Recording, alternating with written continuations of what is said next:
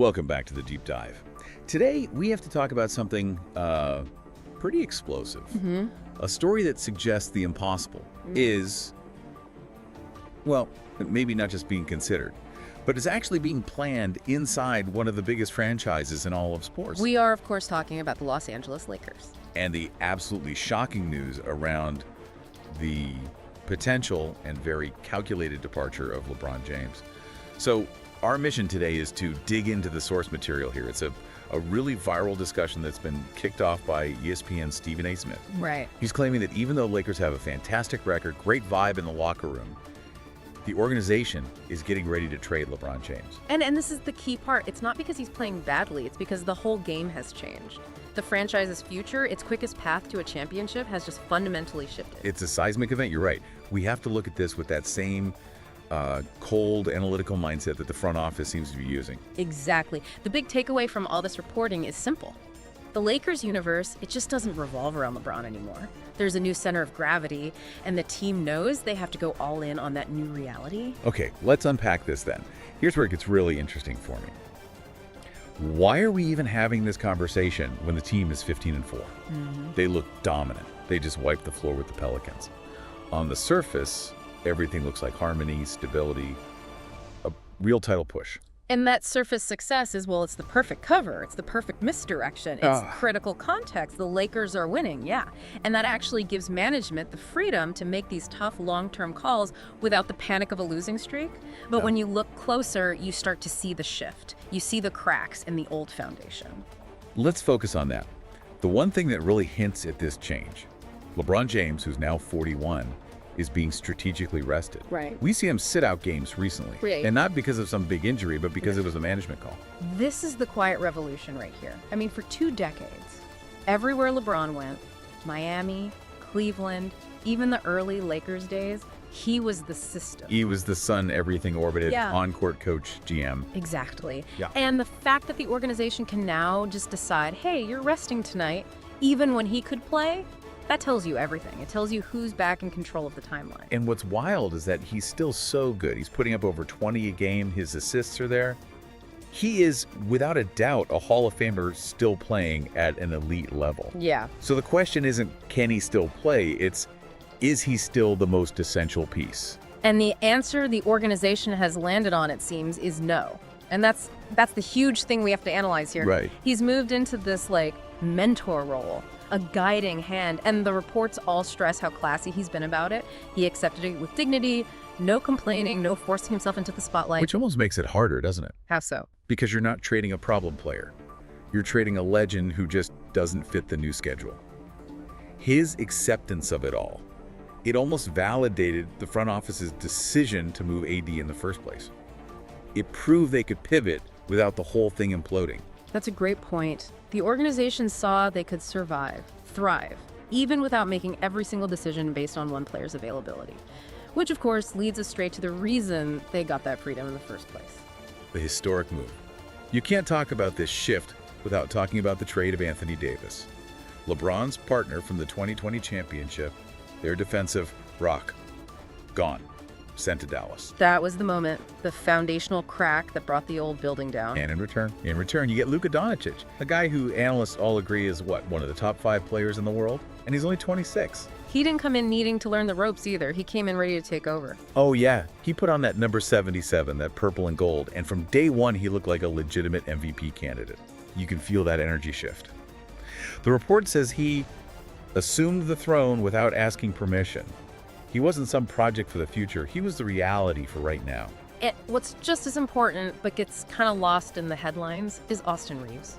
He was seen as maybe a flash in the pan, right? But he has solidified his spot as a genuine third star. His basketball IQ, his shooting, it's the perfect complement to Luka. Let's talk about that chemistry. The report specifically calls out the pick and roll between Luka and Reeves. Yeah. Why is that one play just a total nightmare for defenses? Well, it's about the choices you force the defense to make. Luka's probably the best passer in the league, so the second he drives, the defense has to collapse on him. Right, you have to stop him from getting to the rim. You have to. But if you send 2 guys at Luka, he's big enough and smart enough to find the open man. Usually that's Reeves, who's a lights-out shooter and great at moving without the ball. So you're damned if you do, damned if you don't. Pretty much. You're forced to pick your poison, and neither option is good. It's a dynamic. The old LeBron AD offense, which was a bit slower, a bit more post-up heavy, just didn't really have.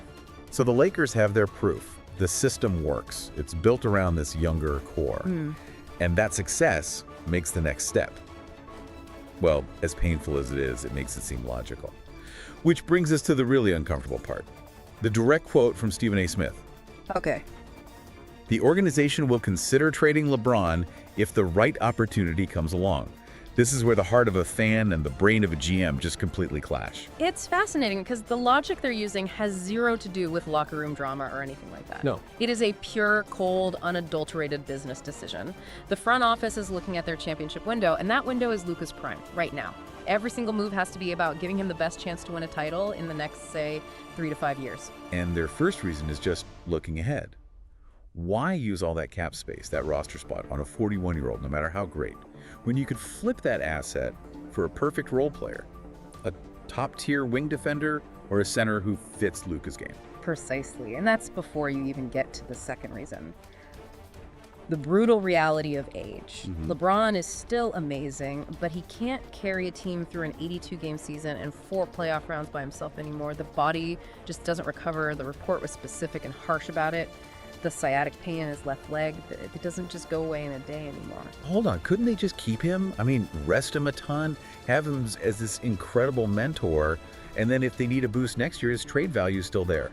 Why the big rush? That's a fair question. I think the answer is opportunity cost. Right now, his trade value is probably at its peak for what he is. Yeah. A contender looking for that one last piece would give up a lot for him. If you wait, you risk 2 things. 1, an injury that could tank his value to 0. And 2, you lose out on this season. You lose the chance to get that final piece now to help Luka win a title now. Keeping him for sentimental reasons might mean sacrificing a real championship shot this year. So the availability becomes the deciding factor. If you can only play, say, 40 or 50 games, you're essentially playing with a massive hole in your roster for 30-plus games. And the team's success without him just proves the point. The lighter, faster system works. When he's out, the offense still hums. It actually runs at a faster pace. Less dependent. Exactly. They're no longer suffocated by the past. The front office's job now, as the source implies, is to find the best possible trade return for LeBron that perfectly fits Luka's aggressive, dynamic game. This all boils down to one just agonizing choice for the Lakers board, doesn't it? It's the classic conflict in sports. Yep. Do you trade a legend for pieces to help your new stars win right now in their moment of explosion? Or is the emotional debt just too high? Do you have to let him finish his career in purple and gold? This is where elite-level sports becomes completely merciless. If the goal is to win now, and it is, while Luka is at his absolute peak, then trading LeBron might be the hardest choice they have to make. But also the most necessary one. Arguably, yes. You have to choose cold, competitive ruthlessness over, reverence for the past. And we have to acknowledge what he did. He brought a title back to LA. He stabilized the franchise. If he stays and they somehow win another one together, the report calls it a perfect farewell. A storybook ending. It would be. But the reporting also sets the stage for a different ending. If LeBron leaves, if he goes to another team to chase one more ring, the source suggests that the real fans, the ones who respect his legacy, should understand that he's earned the right to write his own ending. He's earned that right. The Lakers organization has already made its choice. They've picked their future. It's a pivot we've seen before, but maybe never this fast. When icons like Jordan or Kobe got older, the team eventually had to move on. The difference here is the speed. Luka's immediate superstardom just hit the fast-forward button on the entire timeline. Now, the front office feels like every day LeBron is on the roster is a day they're not fully maximizing Luka's potential. They've found their new face, their new hope, and that's the only thing that matters now. So the future of the Lakers is right now. It is immediate, and it has a first and last name, Luka Doncic. The clock isn't just ticking on LeBron's career, it's ticking on Luka's prime. So what does this all mean? For you, the fan, watching this whole thing unfold, the Lakers have a choice that's going to define them for the next decade. Do they hold on to LeBron, take one last glorious breath of that dynasty? Or do they accept the baton has been passed and just ruthlessly build around Luka and this new squad? The focus on winning is just It's staggering. This decision, it's all about cold analytics, about opportunity cost. It's going to show whether they're a team that values loyalty or one that is purely focused on that next trophy. The source material is very clear. Trading LeBron is going to be emotional, it's going to be painful, there will be backlash. But it could be justified if it brings another banner to the rafters right away. So the question that's going to echo through the halls in LA, and the one the organization has to answer right now, is this. How much is loyalty worth? How do you weigh the emotional return of letting a legend finish his story with you against maximizing his trade value for an immediate title shot during Luka's undeniable, non-negotiable prime? That is the ultimate test, and the answer. Well, it's going to tell us everything about their new ruthless philosophy.